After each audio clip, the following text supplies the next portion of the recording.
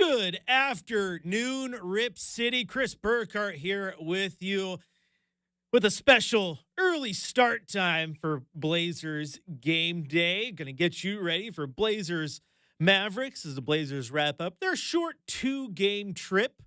A little Texas two-step, if it were, that saw them stop in San Antonio and now a stop in Dallas before they head back home and get to enjoy the holidays here in Rip City. Chris Burkhardt here with you as always. You can follow me on social at Chris J. Burkhardt. You can also follow super producer Brenden over at B_slot. And if you were listening to the football game going on our station prior to this, I apologize because I too also want French fries right now. That's a good job advertising the potato there. Idaho Potato Bowl. You made me hungry. Good job.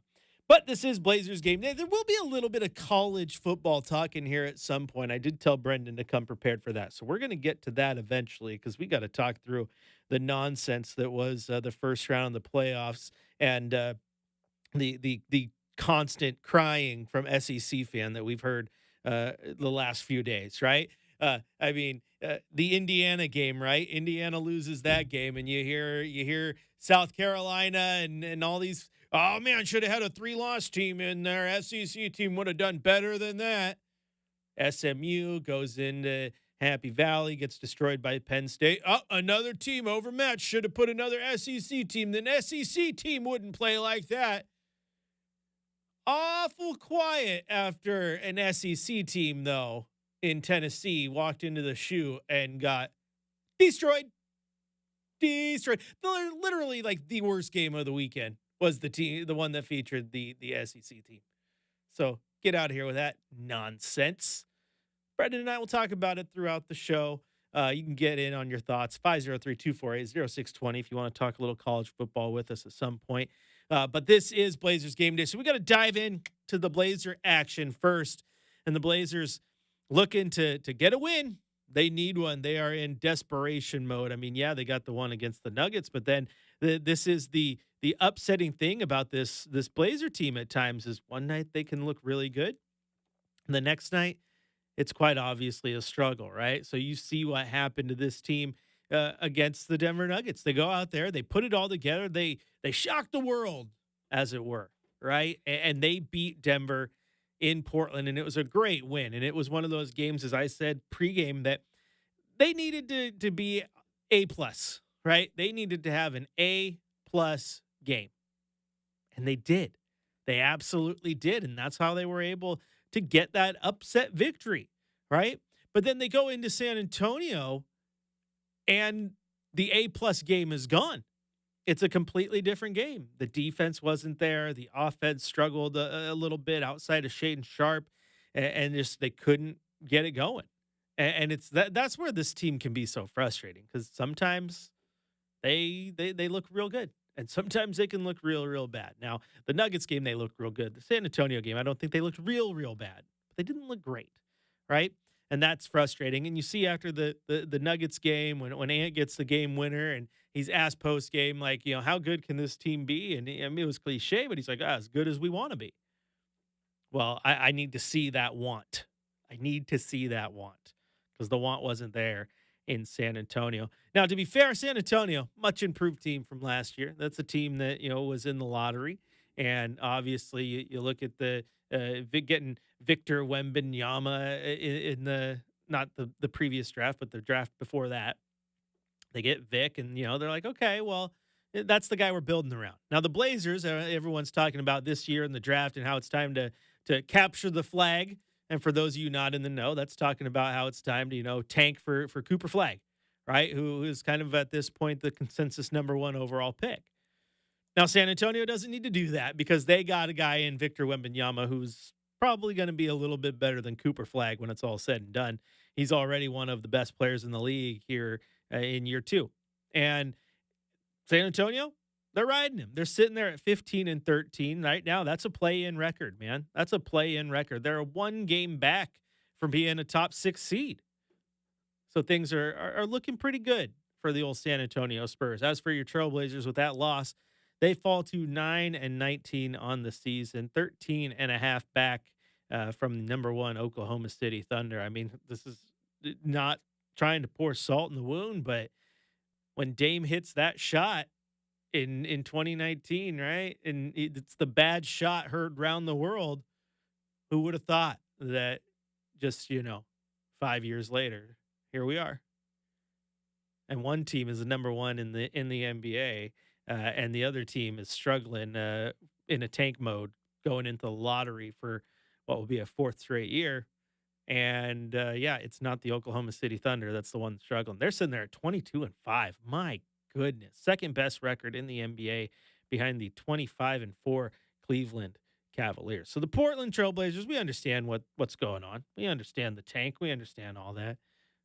Just don't like bad losses. And San Antonio wasn't terrible, like I said, but they could have played better. And off the heels of that game against the Nuggets, it hurt just a tiny bit, just a little bit more. But at 9-19, your Blazers are currently the third worst team in the West, ahead of the Utah Jazz and the New Orleans Pelicans. Now, watch that team right there, man. I think a lot of people thought they were going to be better. A healthy Zion and Brandon Ingram and the obviously CJ McCollum and Herb Jones and Trey Murphy. Injury bug bit them. They haven't bounced back. They've lost 7 in a row right now. Them and Toronto, the two longest losing streaks in the NBA right now. And New Orleans is just 5-25. That's why you've already started to hear the rumors of could CJ McCollum be reunited with Dame in Milwaukee? Could Zion be on the move? I mean, I fully believe that New Orleans might be a team looking to fire sale. It's just not working. They got to figure that one out. It's unfortunate circumstances for them. But there's your Blazers ahead, both of those two teams. And then Washington, Toronto, and Charlotte are all behind the Trailblazers as well out there in the East. Interestingly enough, right Portland kind of right on the heels win-loss wise with Philadelphia. Philadelphia 9-17, a rough go for the 76ers. Also, Sacramento struggling out of the gate this year. They were a surprise team last year. They're sitting there at 13-17 right now. So struggling mightily, some of these teams in the NBA. I mean, you look at the cutoff right now, friends. The cutoff right now would have Phoenix and Sacramento both out of the play-in in the West. That might correct itself as things go, but boy howdy, that's a rough go when you're a team that is built pretty well like Sacramento. You're well coached. You got DeMontis, but you're already starting to hear those rumblings. De'Aaron Fox, is he talking to his agent? Is he questioning his future? How's DeMar DeRozan's not fitting in very well? Phoenix, I mean, if you're in the play and that you're done, there's no more. You're Kevin Durant's out or Booker's out. Something you're blowing that one up. That's ridiculous if if you're a play-in team with that roster, right? Weird. And then obviously the 76ers just struggling. I mean, the Detroit Pistons are in the play-in in the East right now. We are living in the upside down. But let's look at that game against the Spurs, shall we? Where the Blazers went in to San Antonio, tried hard as they could, and they still walked away with a 114-94 defeat at the hands of Victor Wembanyama and company. Starting on the San Antonio side of things, I mean, this one was the Victor Wembanyama show. I mean, he had 30 points. He had 7 rebounds. He had 3 assists. He had 10 block shots by himself. Unbelievable. The Blazers as a team had 3 block shots. Put that one in perspective. I think I saw the stat after that game that Victor Wembanyama is averaging more blocks per game right now than the Miami Heat. That's impressive. That is some impressive stuff. Harrison Barnes, he had 9 points. Jeremy Sohan had 10 points, 7 rebounds, and 5 assists. 6 points and 9 assists from savvy veteran Chris Paul, who decided to not get ejected in the first quarter of this one like he did a few weeks ago in Moda Center. He played the whole game, and he's a good piece to have because, man, he just makes teams better. He doesn't have to score to do it. He was just 2 of 6 from the floor, but those 9 assists are all very important. 11 points from Devin Vassell, and Julian Champagne had 7 points as well. Also, 16 points from Bassie, who had a pretty good game. Now, for your Trailblazers, this was, like I said, it was a rough go offensively outside of Shaedon Sharpe. Shaedon Sharpe had a very good game, very efficient, 11 of 16 shooting, 25 points, and I have been harping this one home that I want to see him get more shots from the floor. Be more aggressive. I think that's something that Coach Billups has been saying quite often, right? He wants him to be more aggressive. And he was in this one. Again, 16 shots for Shaedon Sharpe, was the second most shot attempts on the team behind only Anthony Simons. Now, Anthony Simons, he had 22 shots, but he only made 7 of them for just 18 points. So fell back a little bit after that good game against the Nuggets. And the sad part is that type of game has kind of been more in line with what we're seeing from Ant this year, right? Not shooting the ball super effectively, 31% from the floor, 27% from deep, 18 points. Rough game. Okay. DeAndre Ayton had 14 points, 8 rebounds. Deni Avdija had his first bad game in a long time. He's been so solid off the bench. He only had 7 points in this one. He was 2 of 12 shooting. He did chip in 6 boards and 4 rebounds. And then Donovan Clingan off the bench, he had 7 points, 6 rebounds, and a blocked shot. I do think, though, the interesting spot here that I look at that box score and I circle because that just cannot happen is Jeremy Grant, Toumani Camara, your 2 starting forwards, combining for 5 points, all 5 of them coming from Jeremy Grant. They combined to go 2 of 15 from the floor. Not a great night shooting. They did combine for 7 total rebounds, all from Toumani Camara, and then 5 assists. So as a single player, they had 5 points, 7 rebounds, 5 assists on 2 of 15 shooting. And that just cannot happen for your starting forward combo. Now, Toumani Camara, we know he's not a offensive juggernaut, but he's been going out there and he's been consistently getting you 8 points, 9 points, 10 points, and looking good doing it, right? So for him to have an off night like that, it throws you off a little bit. You're like, whoa, there's like no scoring at all. That's weird. Okay. Now, defensively, he does his thing, but I thought by the end of that game, he looked gassed. He looked tired. Without a doubt, he looked tired. And then Jeremy Grant, another night for him. He's had a couple of these now where, again, the ups and downs of this team can be just put under a microscope, and you can see the players be little microcosms of that as well, right? You've seen times where Jeremy Grant goes off and gets 22 points in a single quarter, like he did last time against the Spurs, right? But then he has this game where he just can't shoot the ball. And you compare those two and their production to the game they had in the win against the Nuggets. Well, in that game, they combined for 27 points. Much different, right? They combined for 13 rebounds and would have shot a much better 9 of 23 from the floor. So it's just when a lot of Grant's your second, third best scorer, right? But he's struggling when Toumani's not giving you any offensive production. It's a rough go for the Trailblazers. Absolutely. So they go into San Antonio and they drop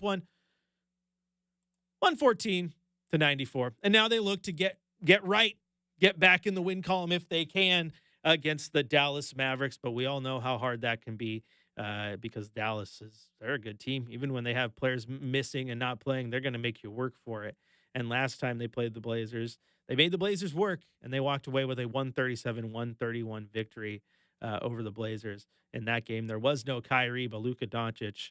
He did Luka Doncic things. He had 36 points, 7 rebounds, and 13 assists. We'll see if he's playing tonight. I know there's been some question marks up in the air about his health for this one, and we'll get you updated here as soon as we can. But we're going to take a quick break here on Blazers Game Day, presented by Coors Light. When we come back, we're going to head to the coach's corner. We're going to hear what Coach had to say following that loss to the Spurs. We're also going to hear from Ant and Shaedon Sharpe in this one as they talked to the media at practice yesterday. Ant and DeAndre Ayton talked to the media at practice yesterday. We'll hear from them. And still continue to get you ready for Blazers versus Mavs here on your home of the Blazers, Rip City Radio 620.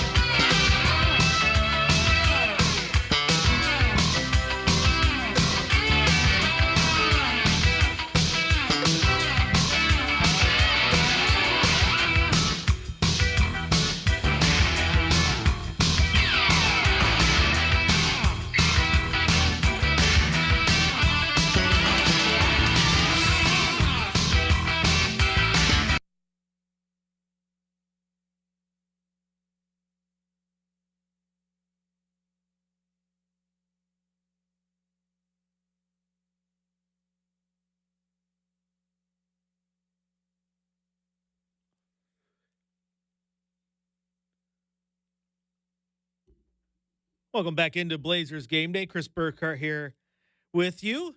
You can follow me on social at Chris J. Burkhardt. You can also go to youtube.com, type in Rip City Radio, get in on the chat there.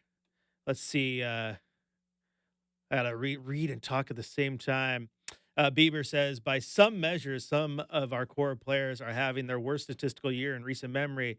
For the vets, that's probably impacting their trade value. Losing is one thing, regressing and lacking of improvement are another. You could haberstat me with a random statistic that tells a different story, but nobody believes it. It's fair to question the judgment of upper management in sticking with Chauncey so long. Thank you. Well, Bieber, I'm going to tell you what. I'm going to give you some stats here that are going to blow your mind and change your thoughts. Not really. I'm not going to give you anything because I've brought this up before. You're absolutely right. I mean, Ant has seen a major statistical fall off. Jeremy Grant has seen a statistical fall off as well. I mean, between the two of them, I think their points per game average is down a combined 12 points per game, and that's not good. That's not good at all. I think Ant is almost cratering some of his trade value at some point because the one thing that Ant does excessively well is score, right? And you look at what the trade value was for Tyler Hero, right? That's what we all told everyone. The only people that believed that Tyler Hero had a ton of trade value was Miami, right? Oh, Portland's so dumb because they're not trading him for Damian Lillard. But the thing is, a high-scoring guard in the NBA is, to me, they're just a dime a dozen, right? A guy who can just go out there and put up shots and score. It's easy. Like, I mean, it's easy for me to say that, but you understand what I'm saying. I mean, even the Jordan Pooles of the world, right? That guy got paid because all he did was jack up shots, and he made some of them, right? But if that's your main skill set, because Ant's not a great facilitator, his ball handling is all right, but he's not a creator. Like you compare him to CJ McCollum. CJ McCollum was so crafty. I mean, crafty James McCollum was a nickname, right? Of being able to create his own shots. So you take the one thing he excels at, which is scoring, and then you see a massive statistical fall off when he's the guy handling the ball more than anybody. I think that does hurt his trade value, right? And then Jeremy Grant at the same time is kind of in that same boat. I mean, he has also seen that statistical fall off, right? I think the difference is I think Jeremy Grant, you can still get value in the fact that you're looking at that guy going in to be your third or fourth scorer. I mean, if he goes, say you put Jeremy Grant on, let's just look at like a random roster. Heck, let's just look at this Dallas team, right? You put Jeremy Grant in Dallas, you got Luka who's taken the lion's share of the shots, right? You have Kyrie Irving who's your next guy, and then you got guys like Dinwiddie and Grimes who've started to turn into some offensive guys. Jeremy Grant's like your fourth option, and that's exactly where you want him to be. You don't need him taking 20 shots per night. And then you look at his shooting effectiveness, and I still think his numbers still bear out decently, right? But Ant has just been the one that has just absolutely fell off in terms of value. Can the Blazers still get something for him? I think absolutely they can. But it is tough when you start to look at those numbers and break them down. I mean, Jeremy Grant, 21 points per game last year, 15 this year. So, yeah, a big drop off. But again, the 3-point shot, even though that has fallen down, he's still shooting 37% from deep. Of course, contextually, he was shooting 40% last year, right? So there's a fall off there. And then Ant, though, his numbers are, again, the fall off that you mentioned, right? He went from 22.6 points per game to 17.7. And the 3-point shot has gone from a 38% shot this year, a 32.8% shot. And that is not good, right? And so those numbers have to buoy back at some point for teams, I think, to realistically say, okay, that's the guy we want. I think where there is value in Ant, though, for different teams compared to how Portland uses him, Beaver, is the fact that I still contend that Ant needs to be playing more too. Because you look at his numbers when he was playing alongside Dame and CJ and how effective he was at the catch and shoot, right? Which is still a place he can excel. But guess what? If you're the guy distributing the ball, you can't catch and shoot. So you've taken a guy who's a really good catch and shoot guard and taken him out of his strength. And that's just a little bit weird at times. So I get what you're laying down, and you're right. It's absolutely fair to question that, and then the judgment of Chauncey. I think the Chauncey thing, to be completely honest, I think it makes sense to keep him for two reasons. And at first, I know you probably just said, "What the hell is that guy talking about?" Because there's not a lot of people on that train. A, why at this point, if tanking is the thing, just just go through on this. Why pay the two coaches? I think some of that does matter, even though he's cheap. Secondarily, though, I don't know how effective it truly would be to just can him right now at this point and go to Borkren or whoever's going to be your interim, and then go into the offseason. I think you just keep it going, let him run out his contract, and then to me, you go into the offseason when you really have your true full lineup of coaching free agents, if you will, the ability to truly bring in who you want rather than the limited pool that you would have if you go looking for a head coach right now. That's where it makes sense to me. If I'm being completely honest, and I said it on the show too, I thought the loss to Memphis. I honestly thought that he was being fired right then and there because the press conference took so long to start. Usually you kind of have an idea in your head of, okay, it took so long for him to get there. I honestly looked at some of the reporters in the room. I'm like, he might be being fired right now. Right. And I think a lot of people were on that train. And as our Sean Hyken has mentioned, and you can again follow him on social at Hyken and make sure you follow the Rose Garden report, that if they didn't fire him after the Memphis game, Memphis games or that Utah game, I think they just stick through the year. I don't really see a future with Chauncey Billups as the head coach next season, though. I think it makes sense to go into the offseason, talk to your guys. I know people want to have like David Adelman have a chance, right? And there's a couple other really good assistant coaches out there that I think really ready to make the jump, and that's when you make that jump. So first off, I appreciate the question, Beaver. That's what the chat's for, man. Get in there and get me going. I was gonna go. We were gonna head to the coach's corner and listen to Chauncey and all that stuff, but we'll head to the coach's corner next. We have a couple of extra segments here today. But what we will do here, since we were talking about Anthony Simons, is we'll go to practice yesterday, and we will hear what Coach had to say. What Ant had to say with the media following practice. Seems like you guys had a spirited practice today, starting with the film session. What did you guys focus on? That second quarter. In the second quarter, we kind of let the game get far away from us, but it was good. We saw the mistakes we made as a team, and try to clean them up. And then today we just had a normal practice day. Went over some things that we need to get better at, and just kind of go from there. Last game, you guys had a number of lobs, a number of them. You've thrown 3 to DA on the season. For you, how do you practice that? Just every day going through it. Just me and him, and all the guards and the bigs. We just working at it. With some kind of dummy defense and just kind of making reads from there. It's a new. Obviously, we had DA last year, but it's a new thing that we're trying to incorporate. It's just having athletic bigs and stuff that can catch lobs. Use that to our advantage. So we've just been trying to work at it and build chemistry there. And how satisfying is it when it all comes together with the perfect lob from you? It's cool. I never growing up, I never had like a lob threat. I played with even from high school to now. It's kind of different for me. I'm trying to learn how the timing of lobs and how to throw them. But it's fun, you know what I mean? Like just throwing it up there and knowing that he's going to go up there and get it, it's pretty cool. And finally, possibly taking on Luka. We're not sure if he's playing yet, but if he does, and do you look forward to matchups like that?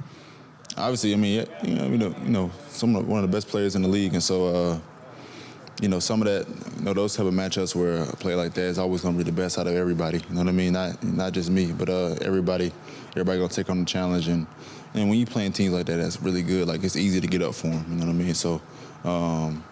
It should be a fun game tomorrow.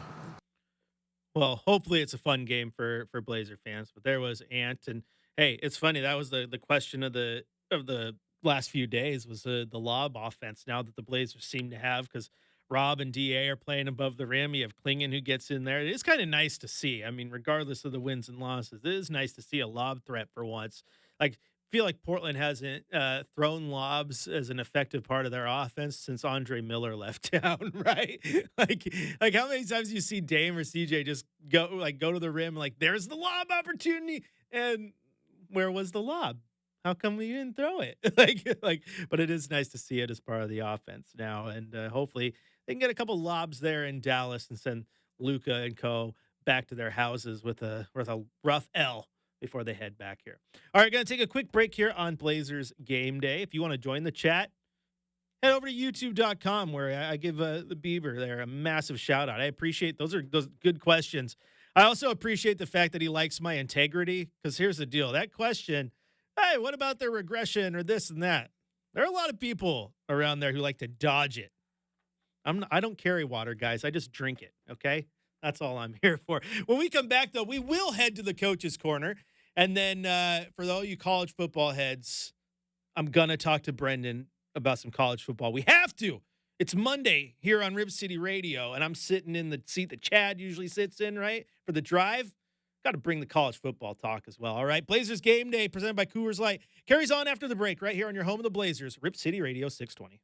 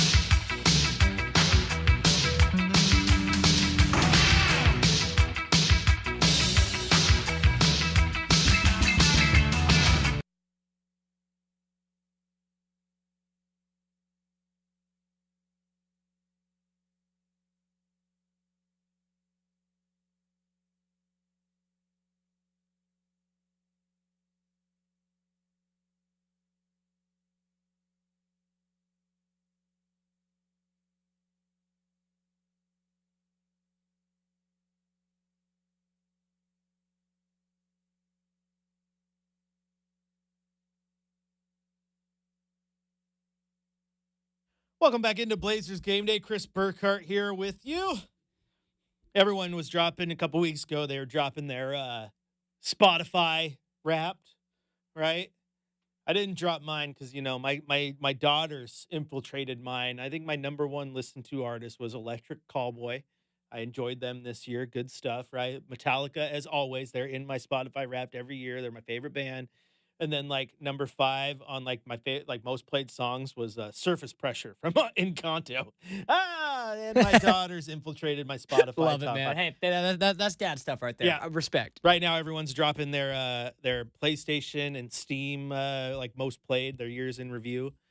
Now I need to get my Xbox One loaded up because I'm pretty sure my Xbox One, even though I share time. We have one Xbox at home because I do mostly my PC gaming, right? So we just have one Xbox and the girls, it's theirs, but I steal it so I can play college football. Pretty sure college football has dominated my video game playing this year. But on my Steam profile, it's 28% of my game playing was NBA 2K23 and another 16% was NBA 2K24. So, NBA 2K dominating my playlist. All right, it is time now, though, Brenden. You didn't want to hear what my number one was, Chris? No, fine. Tell me. You jump in. College football 25. That's what I said. Mine would have been. I just don't have my Xbox review. It by far has my most. Yeah, no, just as you mentioned, I signed into it. I had to take a look. Oh, I was tired last night, and it was honest to God, it was 1 o'clock in the morning. I got done making some projects for Christmas. I'm like, you know what? I'm tired, but there's enough time for me to go get a game in. I don't know if I want to reveal this. Did you say how many hours it was for you, Chris? I don't know if I want to reveal my number. I'm looking at it, I'm like, oh my. Tell me what you got. Come on. EA Sports College Football, 266 hours. Ooh, that's a lot of time. Grinding, man. All righty. Hey, but it's time now, Brenden, for the Coach's Corner.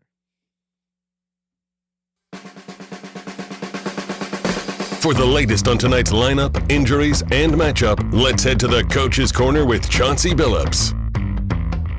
All right, let's get back in that DeLorean, go back in time, head to San Antonio, hear what Coach Billups had to say following that loss to the Spurs. Coach, your overall thoughts on tonight's game? I thought, we had just a tough time.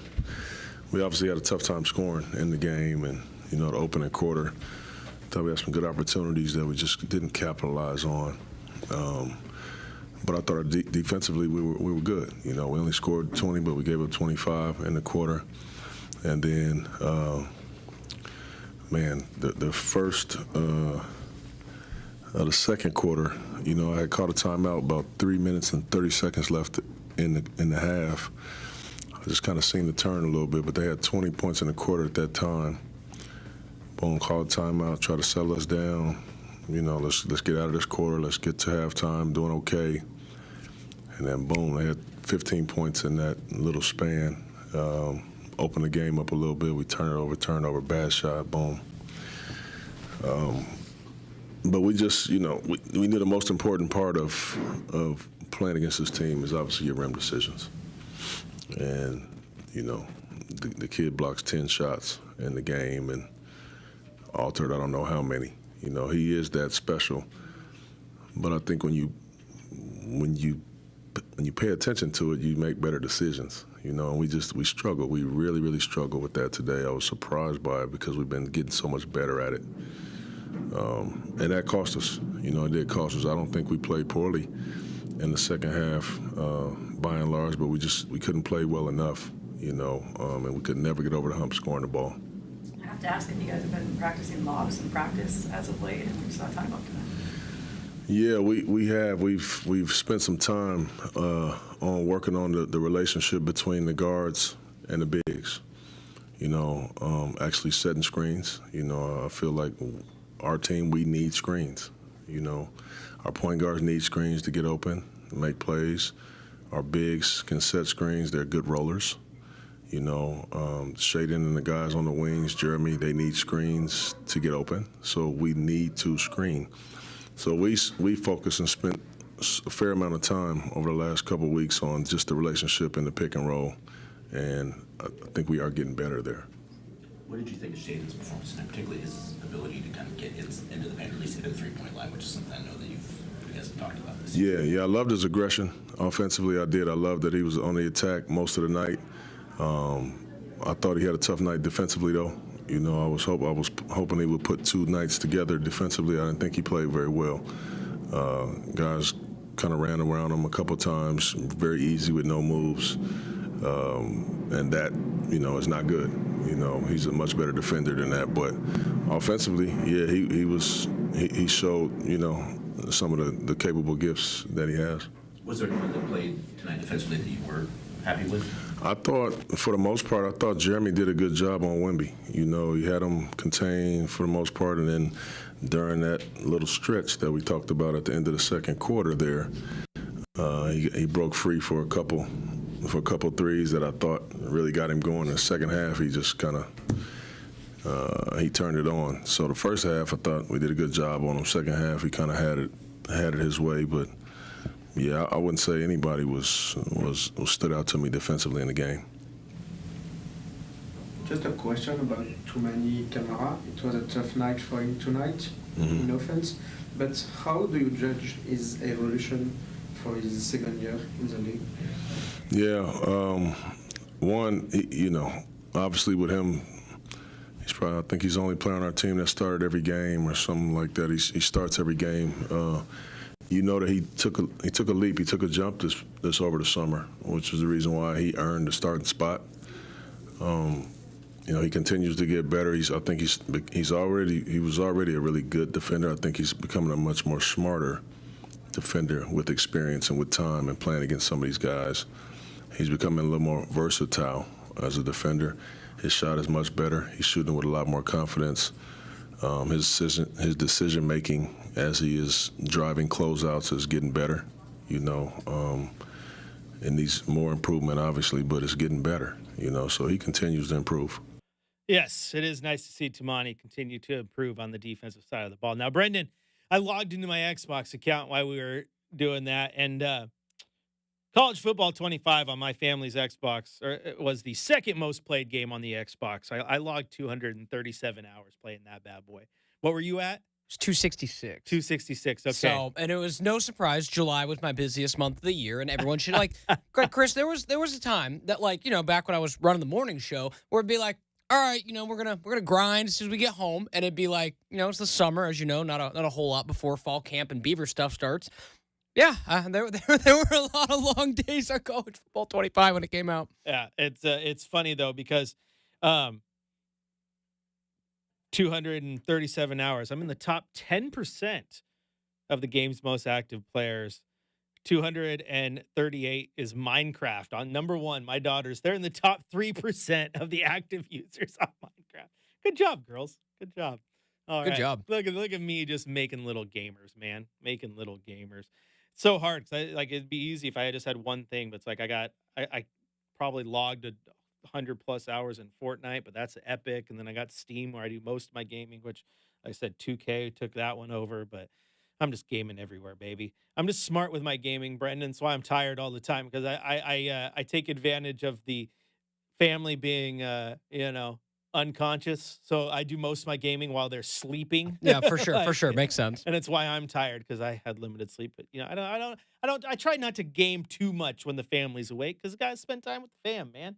It's way more important than whatever my little avatar is going to do that day, or if I'm going to win my 10th Heisman. You know, they just priorities, my man.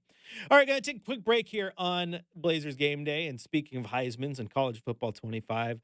We're going to divert this bad boy for a second. Brenden and I are going to talk college football playoff and how terrible it was for like one company and how everyone else probably really liked it. And then we'll get back to Blazers talk as the Blazers are in Dallas for the second of a 2-game road trip to take on Luka Doncic and the Dallas Mavericks. Chris Burkhardt here with you, joined by Brenden Slaughter. Blazers Game Day presented by Coors Light rolls on after the break here on your home of the Blazers, Rip City Radio 620.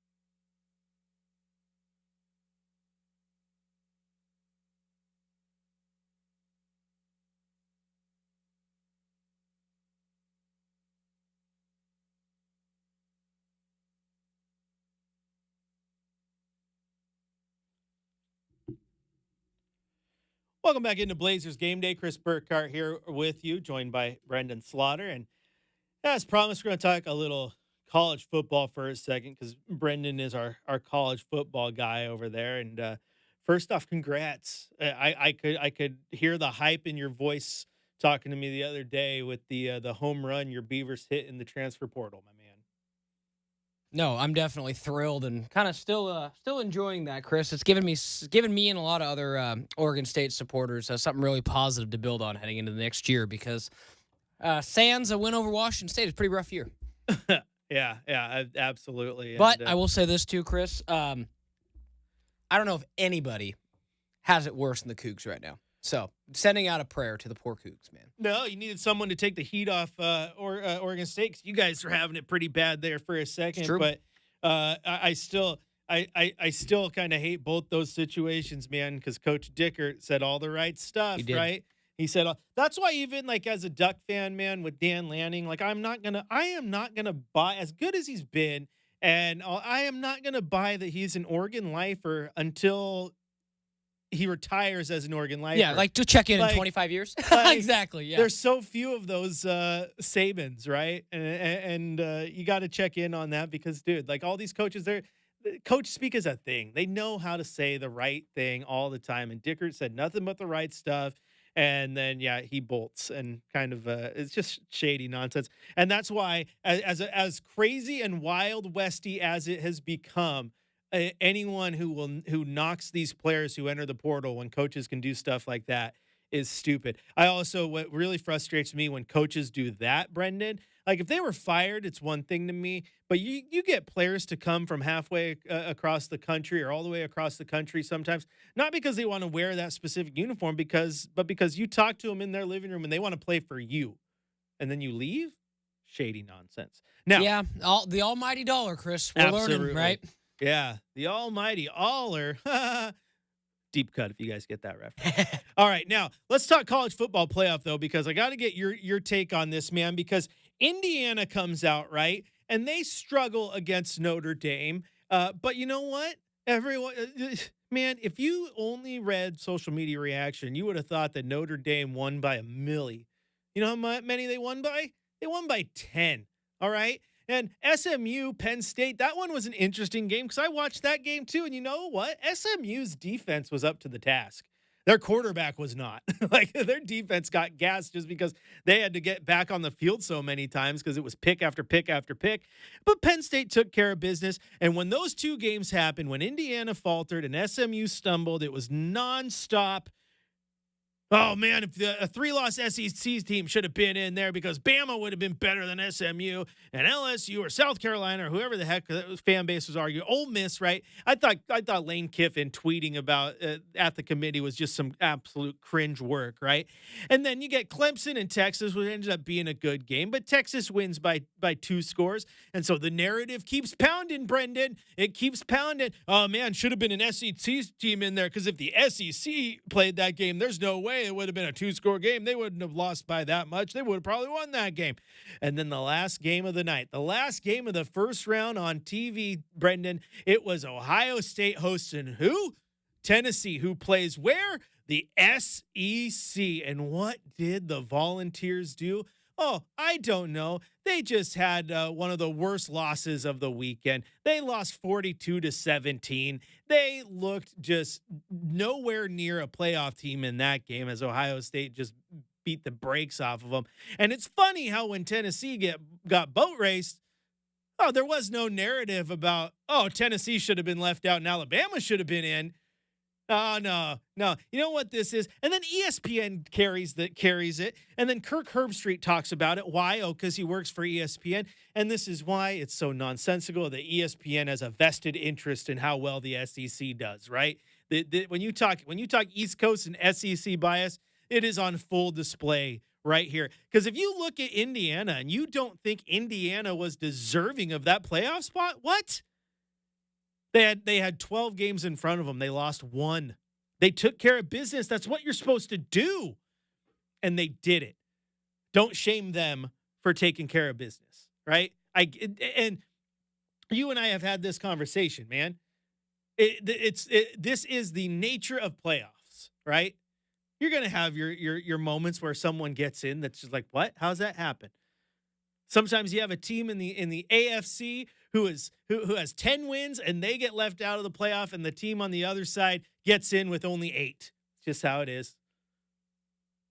Sometimes a 40-win team in the Western Conference doesn't make it to the playoffs, but a 35-win team in the East does.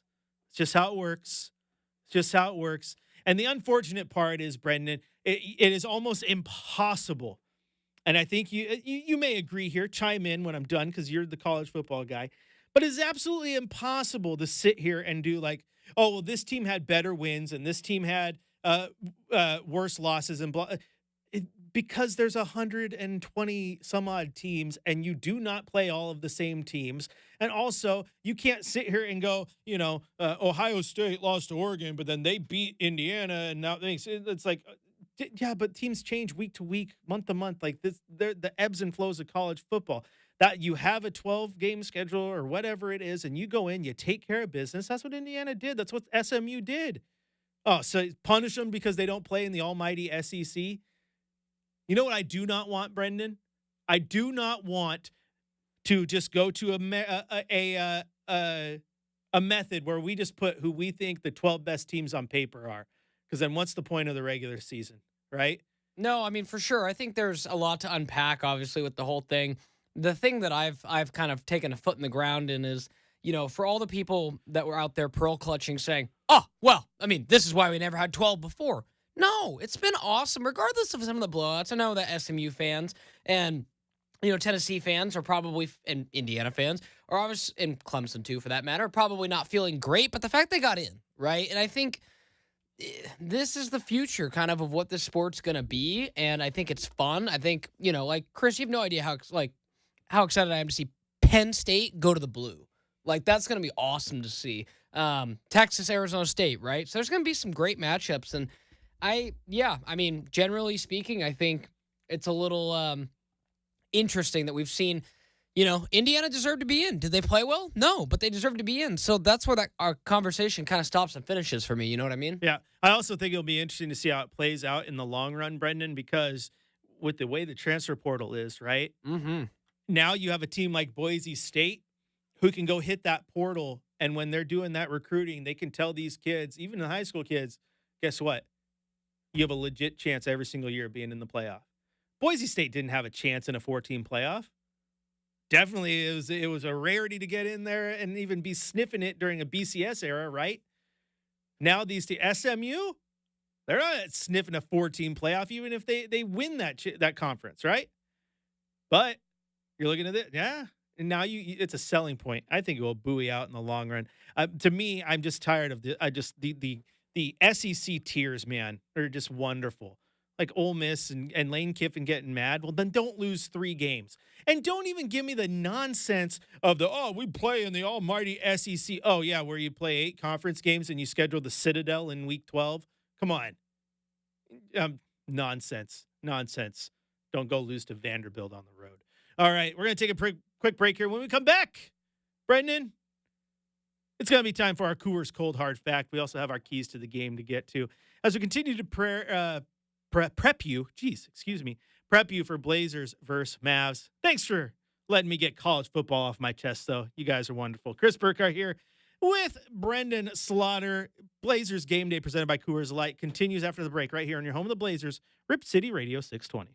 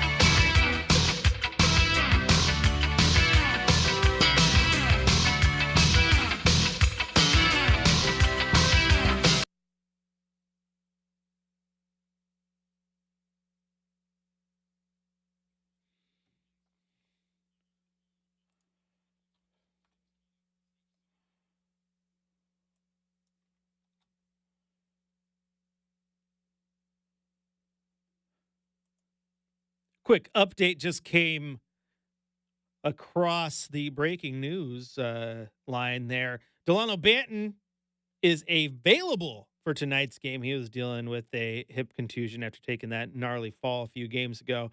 And Robert Williams' illness is out. That thing's going around. Ant was out with the illness for a while. Ayton missed, 3 games with the flu.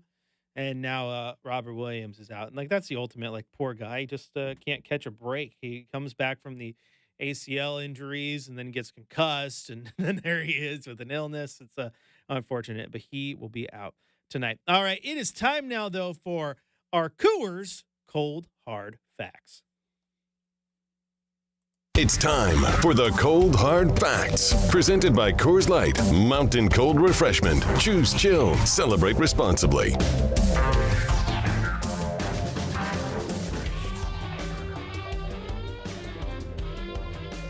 All right, so this is something we talked about a little bit earlier, thanks to Bieber's question over there on YouTube. But sometimes I feel like it's easy to want to beat around the bush just a little bit, just because sometimes the gig is tough.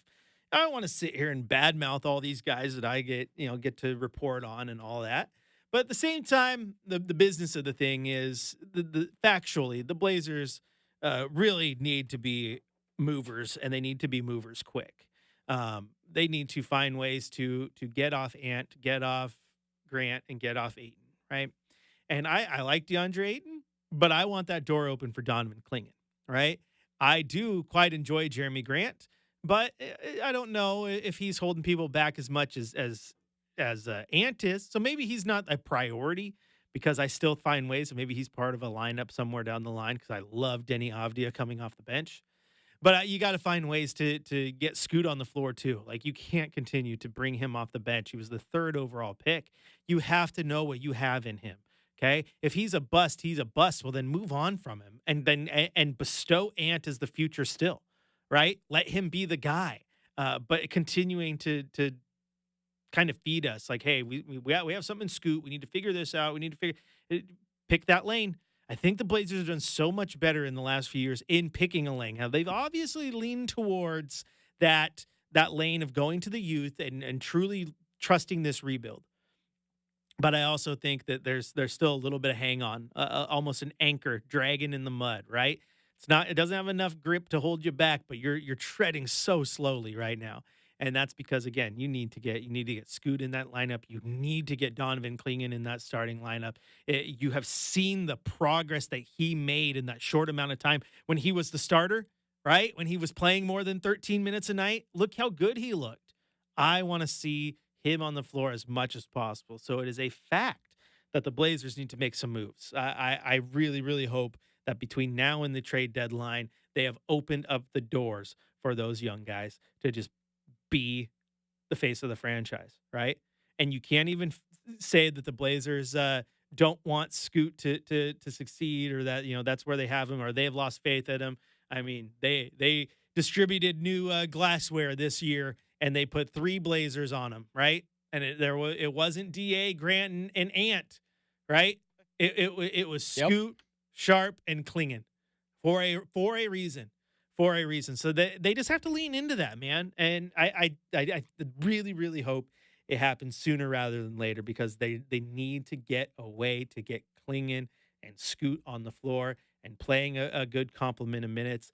With a healthy DeAndre Ayton in that game against the Spurs, Donovan Clingan gets relegated to the bench, and he plays, he played 13 minutes? He played 12 minutes and 48 seconds. I don't like that. I didn't like that and he was efficient with it. 7 points, 6 rebounds, 3 of 4 from the floor in 13 minutes of action. Give him 26 minutes, right? And he's on pace for a 14 and 12 game. That's a pretty good game. I want to see that on the floor, right? And Scoot Henderson, he's getting 23 minutes a night, which is nice, but Ant's getting 33, right? That's what those two played in that game against San Antonio. And I want to see Scoot getting that 30-plus per night in the starting lineup, really running everything. That's what I want to see. And then maybe in that situation, you have Shaedon Sharpe, who is now your go-to scorer in that lineup, and he isn't trying to get 16 shots a night. He's getting a minimum of 16 shots a night, and just really, truly seeing what you have in that lineup. I think that's the best option, and I want to see it happen. That's my cold, hard fact. All right? Even though it's kind of more of a theory because it's unproven. We'll know later. We'll return to this one next year to know if I was factual or not. All right, final break of the show is happening right now. When we come back, though, we're going to give you our keys to the game, tell you what the Blazers need to do to get a win over Luka Doncic and the Dallas Mavericks. Then we'll toss over to Chad Dewing, who is waiting over at Studio C for the Trailblazers pregame show across the Trailblazers audio network. This is Blazers Game Day. Chris Burkhardt and Brenden Slaughter with you, all presented by Coors Light. And it rolls on after the break right here on Rip City Radio 620.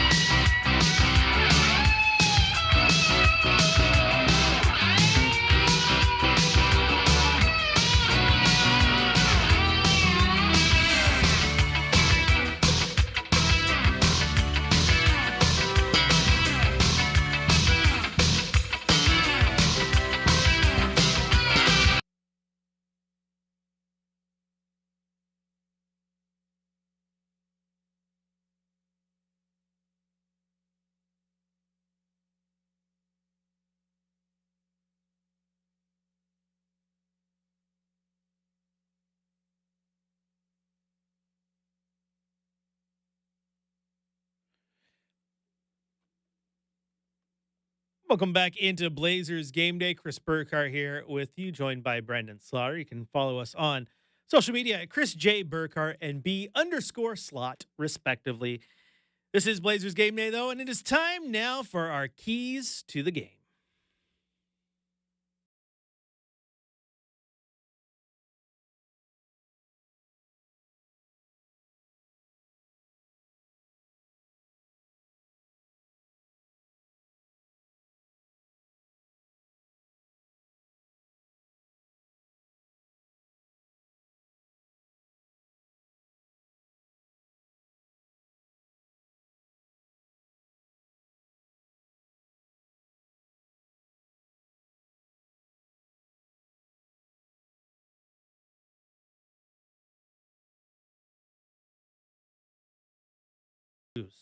Bruise. Maybe it's a better word, Chris. Yeah, contusion. Don't need any of that confusion, okay? None of that. Say this, Chris. When I was growing up, I've been around sports for a while. I remember a lot of injuries. I feel like just in the last 10 years, we started calling things adductor strains. It took me a long time to even figure out what an adductor was. Yeah, I knew exactly what that was, but I was also a personal trainer for 5 years prior. There you go. So I knew exactly what the adductor and the abductor were. I was on top of that one. There you go. But no, he will be available tonight. Jaden Hardy is out dealing with a right ankle sprain, and in the last matchup against the Trailblazers, Hardy did drop 13 points in that one, starting for the Mavericks. Former Trailblazer Brenden Williams, he was here for a cup of coffee in like 22 games or something like that, 24 games played in 2021, 2022. He will be out as well. So, but Luka's available. That's going to make it a hard one for your Portland Trailblazers. But you look at Dallas right now, they're coming in 18-10. That is the sixth best record in the NBA right now. So this is no easy road for the Trailblazers when it comes to trying to get back in the win column. But I do think there are some things the Blazers can do. One of those things is force the Dallas Mavericks to get a little bit active on the three-point line. That's really not their game. They don't take a lot of three-pointers when you consider how prevalent that is in the NBA right now. I mean, you look at the Boston Celtics, they take 51 three-pointers per game. Insanity. That's number one in the league. Dallas, they are in the bottom 10. They only take 35.5, and they shoot just 37%, which is a pretty good number, but they just don't like to have that as a main focal point of their offense. They like to get Luka going, draw attention, get the assist. I want to defend that three-point line because they shoot it well, but force them to take some of those shots because I don't think it will bode well for Dallas. Also, one of my favorite keys, because I think it's a key really to success for this Trailblazers team in just about any game they play, is taking advantage of having your plethora of big men. Now, I get Robert Williams is out in this one, but you have Donovan Clingan and you have DeAndre Ayton, and those two guys can absolutely go clean the glass. You're going to need that type of performance against this Dallas team, and you're really, really going to want to do your best to get the offensive boards, which Portland does good at. Now, I know obviously you can't get everyone because that's just how possessions change, right? But you want to especially limit those long rebounds that turn into easy buckets for the Dallas Mavericks, man, because with guys like Luka and Kyrie, they're going to take a rebound, get out in transition, and they're going to have a bucket before you even know what happened, right? So get active on the offensive glass. Now, in the last game they played, it was a 6-point victory for the Mavericks. I thought the Blazers played pretty well, but the Blazers did pull down 10 offensive rebounds in that one, and that was a game, too, where they didn't have Donovan Clingan. So you got to take advantage of having DC, get DA going, be active on the offensive glass. And then third, I want to see the assist numbers get up there. I think there's been a couple games as of late where the assist numbers look good and it was above their average, right? And you're like, okay, I like the things that are happening right now. You look at that win against Denver. They had 29 assists. Not terrible for this Trailblazers team in the least, right? And it tends to lead to good offensive performances from the Trailblazers when the assist numbers are up. I mean, that's kind of like cliche even, right? Like, oh, when the team has a lot of assists, their offense looks good. But we've seen in the NBA that sometimes a team can have a quiet assist night and their offense can still look competent, right? They have a lot of one-on-one guys or ways to get the ball around. It's no longer an assist situation, but they still get to the bucket. The Blazers, on the other hand, they don't have a one-on-one guy, right? I think they have a couple guys who might think they're one-on-one guys, but they aren't one-on-one guys. This offense is at its absolute best which we've seen kind of few and far between this season. But the games where the offense looks good is when the games where the ball's moving around and the assist numbers are up, because they can't afford to just go ISO. Ant's not an ISO player. Shaden's not an ISO player. Tumani, et cetera, et cetera, et cetera. They need ball movement. So to get a win against a team like Dallas, you're going to have to move the ball around, and you're going to have to move it around effectively. You want to take control of the ball. I mean, this is a team, the Portland Trailblazers, doesn't do that very effectively. 5th most turnovers in the league. Take control of the ball. Get the assist, take control of the ball. Cliche. So, like, way to really go out on a limb, Burke. That's the thing is, this team doesn't have strengths to go do anything else. That's what you need to do to get a victory. Similar to that Denver game. It's you need an A+ performance. You absolutely do. And I thought that last game, again, to be within 6 points of Dallas, I mean, it was a high-scoring game, right? 137 to 131. But I like the performance. That's what you want to see tonight. Keep it close. Make Luka work, right? Make Luka work. I like to get other guys beating you up. Like, obviously in that game, Jaden Hardy had 13 points. They needed those 13 points. Daniel Gafford had 19 points. 28 points from Quentin Grimes. They needed all those auxiliary players to get those buckets and score, and they did. Luka's going to get his. Not much you can do about it. All right, that's going to do it for Blazers Game Day. Thanks, everybody, for tuning in. Big shout-out to Bieber in the chat. Love the question. Made for great content. Don't go anywhere, though. Coming up next across the Trailblazers Audio Network, Chad Doing will have your Trailblazers pregame show. And, of course, 5:30 tip-off right here on Rip City Radio 620. Your radio voice of the Trailblazers, Travis Demers, will be on the call. And when it's all said and done, keep it locked in, because right here, it'll be the 5th quarter where hopefully we're breaking down a Trailblazers victory. We'll talk to you after the game, all right here on Rip City Radio 620.